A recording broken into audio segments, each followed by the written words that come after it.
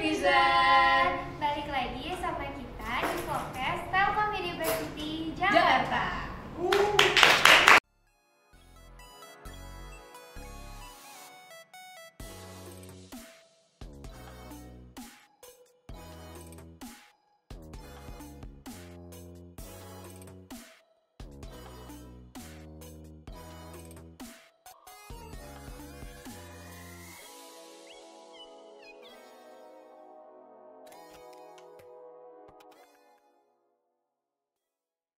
Nah, buat kalian yang kuliahnya tuh kupu-kupu, kalian ada nggak sih niatan buat ngembangin ide-ide kalian jadi ide yang inovatif dan kreatif yang pastinya bakal berguna buat daerah-daerah kecil dan masyarakat Indonesia bahkan dunia? Nah, kalian ada di momen yang tepat karena di sini kita akan ngebahas inovasi dari mahasiswa hebat Telkom University Jakarta yang lolos jadi Top 50 Innovillage 2024. Kalian harus banget, wajib banget dengerin sampai habis karena kita bakal breakdown abis cerita mereka di momen ini. Jadi saksiin podcast ini sampai habis. Halo, perkenalkan aku Binis Aura Diva, mahasiswa program studi S1 Teknologi Informasi angkatan 24. Nah, di sini aku nggak sendiri sama teman aku. Halo, nama aku Rora Ariel Mufacira. Aku mahasiswi dari Teknologi Informasi angkatan 2024. Oke.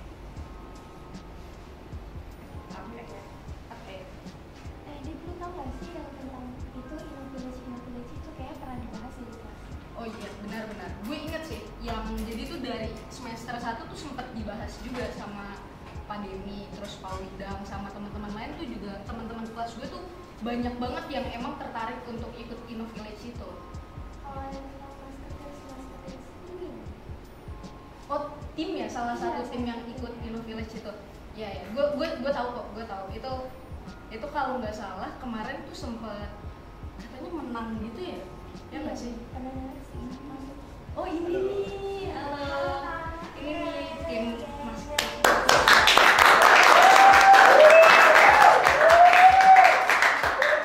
Oke. Dan nih kayaknya kita karena kita pas banget kan tadi lagi bahas Musketeers. Terus ternyata timnya ada, kita langsung aja kali ya tanya-tanya, kita ngobrol-ngobrol. Oke. Nih kita lanjut nanti ya. Oke. Nih sebelum kita nanya lebih jauh lagi nih ya tentang Innovillage ataupun tim Musketeers sendiri, ini kayaknya kita tanya dulu nih untuk narasumber yang pertama itu dari kakaknya, mungkin bisa memperkenalkan diri dengan nama, kemudian prodi, angkatan, dan peran di tim Innovillage sendiri. Sebelumnya perkenalkan, nama aku Atila Kambil Nugroho dari prodi Teknik Telekomunikasi, dan kebetulan aku pada tim Musketeers di Innovillage 2024 ini aku sebagai ketua.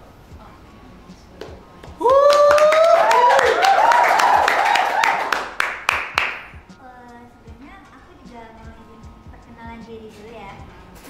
Perkenalkan, nama aku Lira Gatujana dari prodi Teknik Telekomunikasi angkatan 23. Kebetulan kita sekelas dan anggotanya satu lagi juga sekelas. Aku di sini sebagai anggota salah satu tim Musketeers. Oke, jadi nih kakaknya di sini kakaknya sebagai ketua dan ya sebagai anggota. Oke, nih karena kita udah penasaran banget kan ya. Ini tuh gimana Innovillage ini, jadi langsung aja kali ya udah masuk tanya-tanya aja kali ya. Betul banget. Oke, untuk pertanyaan pertama nih, boleh dong ceritain gimana sih konsep awalnya yang bisa jadi inspirasi buat Harmoni IoT ini? Kalau inspirasi untuk Harmoni IoT ini, jadi kami itu berpikir melakukan pencarian dulu, kayak Innovillage ini kan dia perlombaan tentang social project kan. Jadi kita tuh harus mencari desa atau lingkup masyarakat yang berpotensi memiliki sebuah permasalahan. Nah, jadi kami bertiga tuh harus mencari tahu dulu nih desa mana yang kira-kira mendapatkan permasalahan yang belum teratasi gitu. Nah, kan kami pun mencari dan mendapatkan desanya yang bernama Desa Sukaharja di Kabupaten Bogor gitu.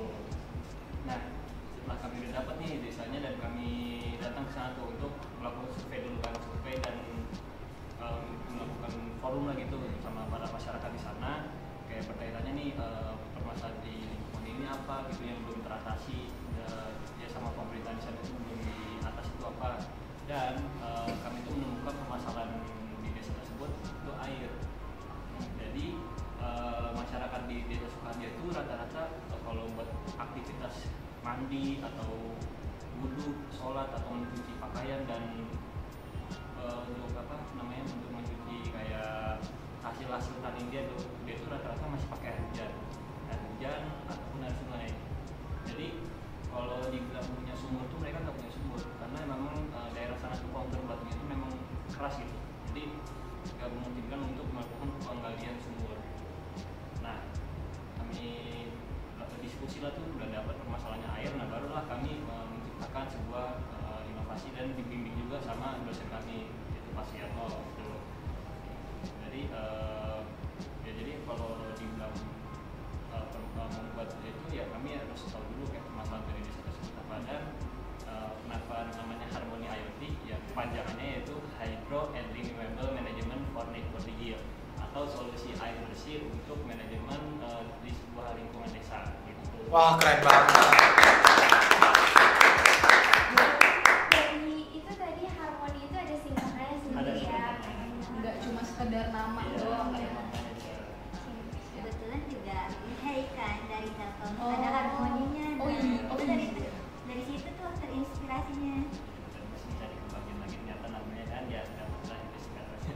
Iya, oke. Selanjutnya boleh lanjut ke persen kedua. Itu apa aja sih sebenarnya yang jadi permasalahan air bersih di desa itu sampai bisa jadi implementasi dari proyeknya kakak semua nih. Nah, jadi ya di sini aku bakalan jelasin. Tadi kan teman aku ada ngejelasin tentang untuk akses mereka air bersihnya itu susah, masih mengandalkan air hujan kan, karena mereka itu rata-rata itu belum punya sumur. Terus untuk mengakses airnya itu dari sungai, dan kebetulan sungai itu juga dia kan dataran tinggi, jadi mereka tuh di daerah yang bawahnya gitu. Nah kebetulan yang di dataran tingginya itu ada warga yang melakukan aktivitas sehari-hari kayak mandi, nyuci baju di sungai atau nyuci motor dan lain-lain lah. Nah mereka itu dapat yang pencemarannya aja gitu. Nah itu kayak air sungai di situ tuh juga kurang bersih kan. Ditambah kalau mau ke sungai itu tuh mereka harus turun lagi tuh, jalanannya tuh kayak curang juga bebatuan. Jadi itu dari situ kita kepikiran untuk ngebantu membuat pendistribusian air yang lebih dekat gitu, dan akses air bersih yang lebih dekat lagi dari mereka. Wow. Jadi dari segi aksesnya yang pertama untuk ke sungai itu sendiri itu susah, dan airnya juga tidak layak karena udah tercemar dari atas. Nah selanjutnya nih, sejauh proses seleksi ini di tahap pengembangannya tuh ada nggak sih tantangan yang kayak gimana gitu, tantangannya tuh seperti apa gitu yang dihadapi oleh Mas Ketias? Kalau dibilang proses industri paling susah itu ya karena memang kami itu lebih susah untuk melakukan infrastruktur, karena memang kan kita harus membuka jalur irigasi atau vertikalisasian ya. Itu kami tuh harus mikir nih, kami kalau misalkan ngambil air dari sungai pun air sungai udah terlalu kotor, dan pasti kalau pakai filterisasi itu pasti nggak bakal kuat gitu, karena emang harus beberapa kali proses filterisasi sampai jernih. Dan kami mendapatkan usul dari warga, kenapa nggak pakai air dari curug aja, di sini ada kok curug, cuma gitu jalannya hampir 1 kilo, waduh 1 kilo ya. Nah itu kami harus pikir otak lagi dan harus disesuaikan dengan RAB dan pendanaan yang telah turun kan. Jadi ini kita harus benar-benar mengkaji ulang dulu gitu, selama 2 hari di sana lah kami tinggal di sana tuh, diberikan tempat juga sama warga. Kami harus melihat dulu situasi daerah sana tuh kayak gimana, kontur tanahnya tuh gimana gitu, untuk ya supaya bisa melakukan proses penarikan pipa tuh biar aman gitu. Nah jadi kami tuh mengambil mata air itu dari Curug Cibunggang Bogor. Itu memang air tuh jernih dari mata air langsung, dan itu bisa langsung diminum, udah kayak air aqua gitu ya, dia bisa langsung diminum. Nah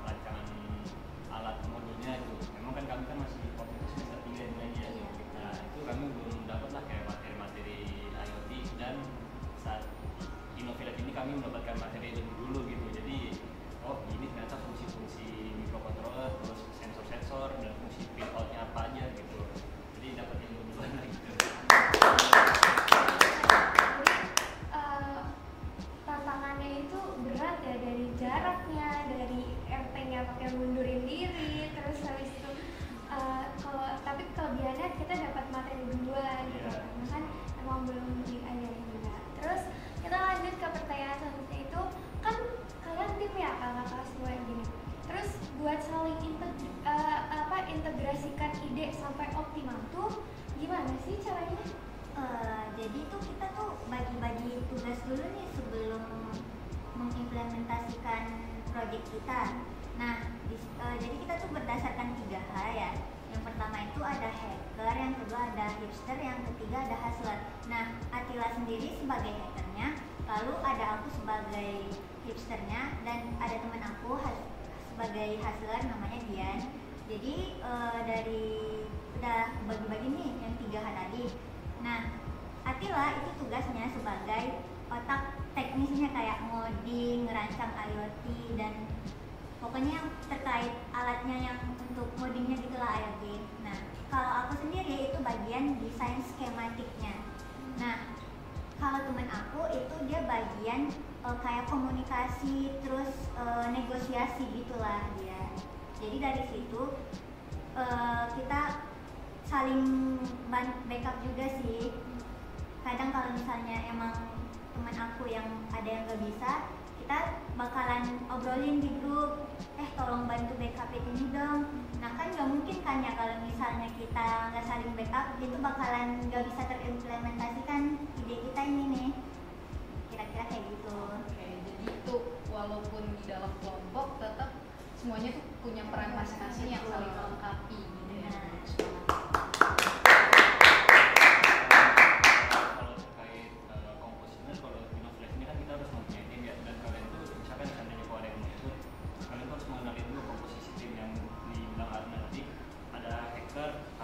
Hipster.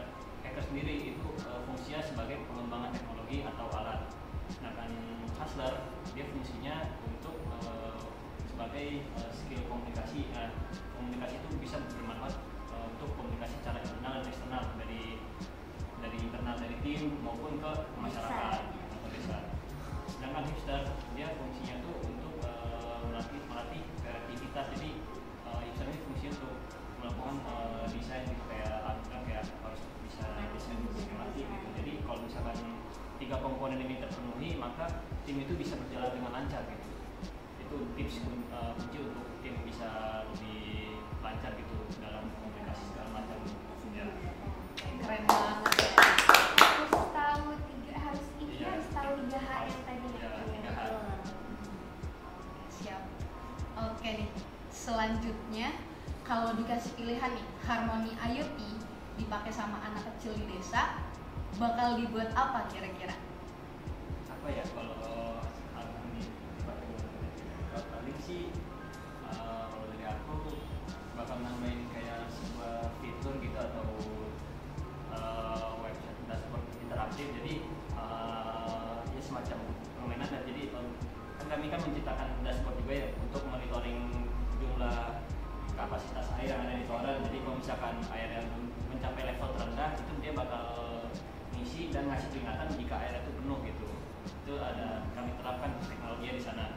Mungkin kami kalau buat anak kecil ya biar lebih seru gitu, kami tambahin kayak suara gitu, kayak apa ya? Kayak fitur pengingat mereka. Jadi kalau misalkan air penuh nih bunyi kayak ini kalau matiin airnya nanti tolong bebeknya gitu ya. Oh. Jadi anak-anak nanti bisa sambil belajar juga kayak ini ternyata gini. Nanti kan kita nggak tahu nanti anak itu bisa tertarik dengan IoT atau teknologi gitu kan. Bisa aja di masa depan mereka kepikiran mau jadi. Jadi itu ya buat anak-anak tuh, jadi dia tuh ditambahin fitur-fitur yang lebih menarik. Jadi dia nggak semua ini apaan ya kayak gitu kan. Jadi dia juga penasaran nih. Terus selanjutnya ceritain dong Kak momen-momen lucu yang kayak mendingan pakai ini aja deh biar Harmoni IoT-nya lebih enjoy dipakai.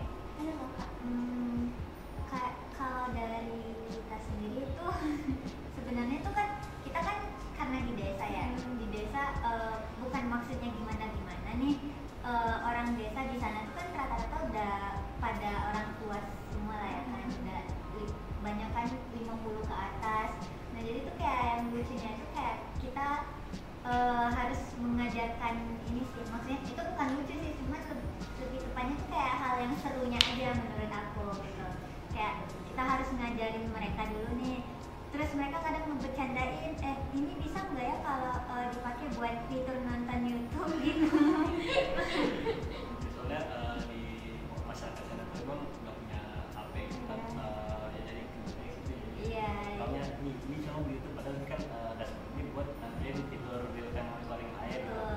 saya nggak pernah nonton gitu.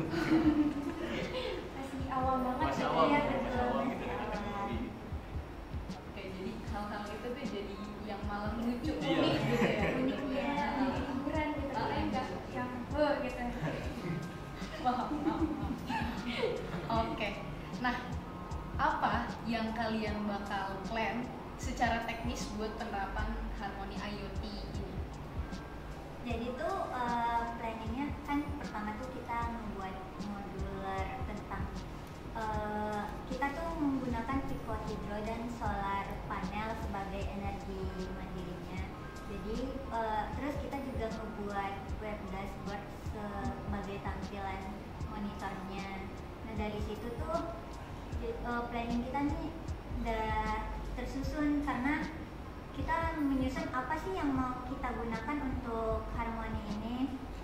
Nah, kita dapat nih pico hidro dan panel surya. Lalu setelah itu kita bagaimana kita caranya tahu ini nih data-datanya. Nah, disitulah kita membuat web dashboard gitu untuk monitornya. Nah, jadi di sana tuh kami menggunakan dua energi terbarukan sih. Yang pertama solar panel yang dari matahari dan pico hidro. Nah, pico hidro ini kami menggunakan tenaga air. Jadi kebetulan air dari curug itu kan lumayan kencang ya. Dan dosen kami itu mengusulkan, ini kalau misalkan air kencang ini sayang gitu kalau nggak dimanfaatkan untuk menjadi sebuah energi terbarukan. Nah, makanya kami menggunakan yang namanya pico hidro. Nah, bedanya pico hidro sama mikro itu kan ada yang namanya mikro hidro sama pico hidro. Itu bedanya adalah dari segi ukuran. Kalau mikro itu dia menghasilkan energi yang besar dengan watt yang besar. Sedangkan kalau pico dia bentuknya itu kecil, yang kecil bisa modular tapi dia menghasilkan listrik yang sedang gitu. Jadi nggak terlalu besar, nggak terlalu kecil, dan itu ya bisa bermanfaat untuk mengisi baterai dan bisa digunakan pula untuk menyalakan atau penerangan jalan. Nah, mengingat di desa sana tuh memang sangat gelap gitu, jadi listrik PLN itu pun belum masuk gitu. Jadi tiang PLN itu belum ada, jadi warga itu ya hanya sekedar nyambung kabel terus disangkutin ke pohon atau ranting, itu kan resiko juga gitu. Nah, jadi harapan dari tim kami ke depannya tuh apa yang dia sudah dibuat itu bisa berkembang gitu untuk kelanjutan program tersebut. Jadi tadi itu mau bikin pico hidro ya, yang dimana dia tuh nggak banyak makan listrik karena kebetulan di desa itu masih wilayahnya gelap, jadi PLN belum bisa masuk ya kak, jadi bikin yang namanya pico hidro tadi. Nah selanjutnya kita ini mau tahu feedback dan umum yang berkesan buat ide Harmony IoT itu buat diterapin apa sih kakak? Feedback dari masyarakatnya gitu. Yang berkesan. Dari masyarakatnya sendiri masih itu kayak antusiasme mereka. Nah kan di sana tuh kan daerahnya tuh kayak masih banyak hutan-hutannya.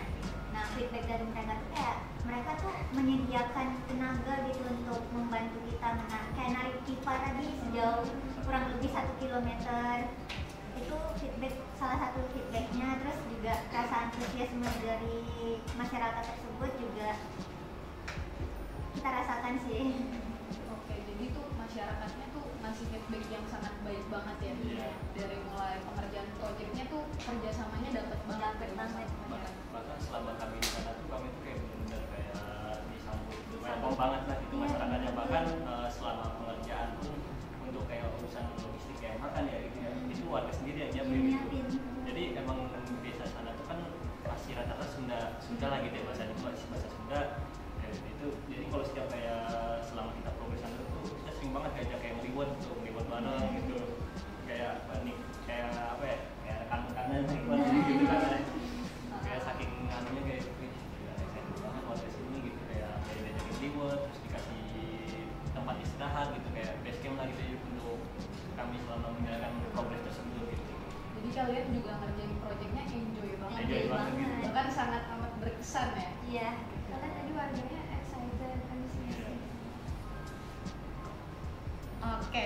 Nah, kalau di desa nih, udah dapat achieve the goals, daerah mana yang bakal kalian jadiin sebagai project placement berikutnya? Kalau untuk desa-desa selanjutnya, kita lihat dulu nih dari peta geografisnya tuh kayak gimana, apakah kondisinya sama dengan desa Sukaharja ini atau bahkan lebih parah lagi dari desa Sukaharja. Itu mungkin bisa kita pertimbangkan kira-kira. Karena kalau di InnoVillage sendiri itu setiap kita mengajukan usulan social project, kita tuh harus mempunyai roadmap untuk 5 tahun ke depan. Dan kalau kami tuh baru masuk di tahun pertama kan ya. Tahun pertama berarti kami melakukan implementasi pembangunan serta pelatihan atau pemberdayaan pada masyarakat itu. Jadi kami harap tuh di tahun-tahun berikutnya itu bisa dikembangkan lagi di desa-desa sekitar yang mengalami kejadian yang sama, seperti nggak ada listrik, terus susahnya akses air bersih, karena kan memang fokus kita tuh di situ. Kita tuh kayak jadi membuka gerbang ke desa itu loh, karena desa itu yang kayak beneran lumayan pelosok ya, jadi kayak listriknya susah, jalanan ke sana kalau malam itu gelap banget. Dan jalannya juga jelek kan, rusak gitu. Jadi Kalau kayak ada lampu tambahan aja tuh bisa-bisa. Jadi kalau kamu tuh harus punya apa sih roadmap? Iya, roadmap. Iya, jadi untuk jangka panjang 5 tahun yang akan datang. Dan di sana juga jadinya ngebuka jalan-jalan ke desa-desa yang lain buat lebih ngembangin itu tadi. Bisa menjadikan desa model gitu. Iya. Dan ini ada lagi pertanyaan nih, kasih tips dan semangat dong buat tim yang akan melanjutin kalian InnoVillage di tahun depan. kalau dari aku untuk tipsnya, yang pertama kalian cari tahu dulu tuh InnoVillage, karena kan ya nggak mungkin kan kalau misalnya kita mau ikut InnoVillage tapi kita nggak tahu tuh InnoVillage itu apa. Nah terus lalu yang kedua, kalian harus mencari tim yang cocok dengan kalian. Setelah dapat timnya, kalian cari dosen pembimbing yang kira-kira bisa lah sesuai dengan yang kalian pengen buat implementasikan project itu. Ini kan InnoVillage itu kan project sosial kan. Nah kalian kan juga harus cari tahu juga tuh desa-desa yang bermasalah, juga harus dicari tahu. Nah kalau misalnya untuk motivasi juga jangan takut gitu untuk coba hal yang baru, untuk explore yang baru. Yang penting tuh kayak kita coba aja dulu, kalau hasilnya itu belakangan deh, gak apa-apa, yang penting kita explore hal baru deh, karena dengan mengeksplor hal baru kita jadi dapat wawasan yang baru gitu loh. Jangan takut explore. Jangan takut explore. Ini motivasi yang sangat bagus banget buat Elite-izen ya. Untuk tipsnya tadi tuh yang pertama ada mencari tahu kelompok ya yang emang sekiranya tuh satu visi gitu ya. Kemudian juga mencari desa tujuan yang emang nantinya akan bisa bermanfaat gitu ya. Dan yang pertama cari tahu dulu tentang InnoVillage-nya itu sendiri. Oke. Nah, ini tadi kan dari tadi tuh udah pertanyaan seputar InnoVillage-nya, terus kemudian project-nya. Nah, kita penasaran nih, ada nggak sih kira-kira cerita horor selama menjalankan program ini? Biasanya kan di desa Enggak kan? Apalagi tadi tuh listrik belum masuk kan, Iya. terus masih gelap banget, kondisinya gimana tuh kan? Ada? Kalau dibilang ada sih ya ada ya sebenarnya. Jadi gini, ya kan selama kan kami kan di sana tuh hampir kurang lebih 2 minggu ada kali ya. 2 minggu tapi nggak di 2 minggu banget, jadi dipisah-pisah gitu. Bisa, karena Jadi, kita kan tahap gitu ya, loh. nah itu mungkin ada pengalaman yang pas kita lagi, kan kebetulan kita ada tim support juga ya, tim support 2 orang gitu. Nah itu pas waktu kami di base camp di semuanya nih, pokoknya jam kurang lebih jam 10 ya, jam 10 jam 11 itu ya, itu jam-jam lapar lah gitu kan ya. Udah lagi pada lapar kan. Nah aku disuruh cari makanan nih sama teman aku kan. Nah itu ditemenin juga sih berdua tuh. Cari makan di desa, kan ada warung ya, terus pasar juga kan ada jarak dari desa ke pasar tuh 25 kilo kalau nggak salah itu. Jauh. Itu jauh banget kiri sepanjang yaudah tuh kita mau nggak mau kan jalan kan ya kesian juga kan lapar gitu ada stop lupa buat stop juga kan sama kanan. Nah itu sepanjang perjalanan tuh kiri kanan tuh benar hutan itu hutan terus udah gitu gelap kan jalan rusak. Nah ada suatu momen tuh pas lagi boncengin teman juga kan apa sama teman tuh kayak lu ngerti sih kayak rambut putih itu apa gitu. Mana nggak ada itu coba lihat dulu deh. Deh. Terus temen aku malah sampai kan spion motor kiri kanan ya itu di ke atas nama dia takut aku berubah. Takut dikiranya tuh aku tuh berubah gitu. Karena emang malam Jumat juga waktu itu. Jadi ya bener-bener udah gitu gak ada orang juga kan bener-bener sepi banget jalanan kayak sepanjang 20 kilo tuh cuma saya doang gitu. Cuma saya doang sendirian berdua gitu. Aduh gimana ya malam sejauh gitu. Sedangkan dalam kondisi lapar. Iya kondisi lapar. Aduh udah jalan aja dah. Jalan terus udah. Pas udah nyampe di titik lokasi di pasar itu nggak ada yang jualan sama sekali. Tapi iya jadi kita pun mau nggak mau jalan lagi kurang lebih 10 kilo lagi. Nah itu ada Alfamart yang buka kami belanja apa adanya lah gitu kan. Pas balik lagi itu jam 1 pagi udah jam 1 pagi. Itu lebih benar-benar berasa. Kami kayak pas lagi bawa motor tuh berdua tuh tiba-tiba kayak ngerasa nabrak sesuatu tapi nggak ada wujudnya gitu. Benar ini nggak bohong ya pasti kayak ngerasa nabrak gitu tapi nggak ada wujudnya gitu. Terus takutnya apa ya takutnya kan berani dulu kan berani tadi dulu ngecek sekitar ternyata yang kami nabrak itu apa babi hutan ya. Seriusan itu. Jadi saking belum benar-benar kayak asli jadi babi hutan monyet itu masih ada berkeliaran di sana. Itu. Kayak benar. Iya. Kiri kanan tuh hutan gitu. Nah, terus itu babi hutannya gimana? Mati. Terus gimana? Udah. Jadi ya, udah emang jadi mental gitu babi hutannya tuh jatuh ke jurang gitu. Oh. Jadi masih mau kubur gitu ya malam-malam gitu. Udah kami langsung pulang aja. Ngeri banget. Wah, vibe-nya juga kayak serem kalau malam-malam Ya, karena gelap. Tapi kalau udah pagi nih, wah kiri kanan pemandangan semuanya hijau gitu. Kayak cocok lah buat masukin SD gitu. Tetap nggak ketinggalan. Iya. Oke. Jadi ini nih kita udah di penghujung acara ya. Jadi terima kasih banyak kita udah sharing-sharing sama kakak. Ini nih kesan-kesan dari kakak-kakak sekalian punya tulis sendiri gimana?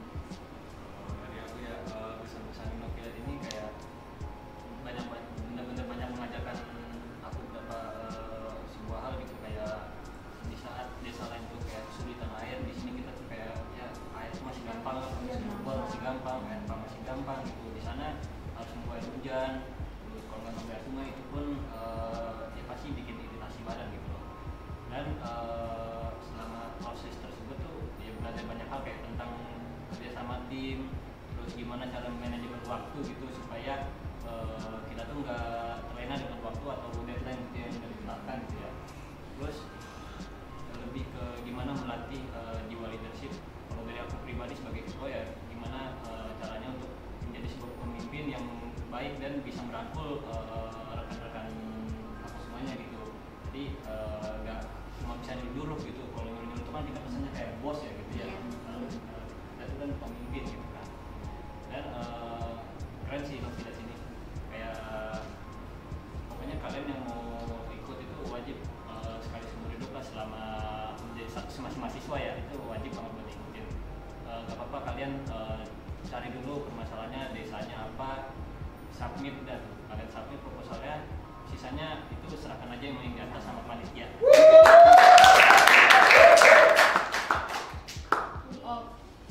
Tadi kesan-kesannya itu intinya kita yang ada di sini yang masih bisa nikmatin air bersih itu kita harus bersyukur karena di desa-desa lain tuh masih banyak yang kekurangan air bersih dan lain sebagainya. Dan jangan lupa buat tetap jaga kebersamaannya, jangan merasa kalau misalkan kita ketua kita sama-sama di sini kayak gitu. Oke, keren banget. Wow. Ya.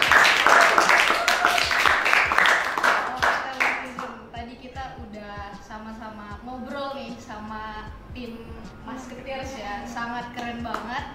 Jadi untuk Teletizen selanjutnya jangan lupa like, comment, dan subscribe. Kami pamit undur diri. Pas kita bilang apa Musketeers gitu ya, nanti jawabnya keren gitu ya. Oke. 1, 2, 3 Musketeers Keren.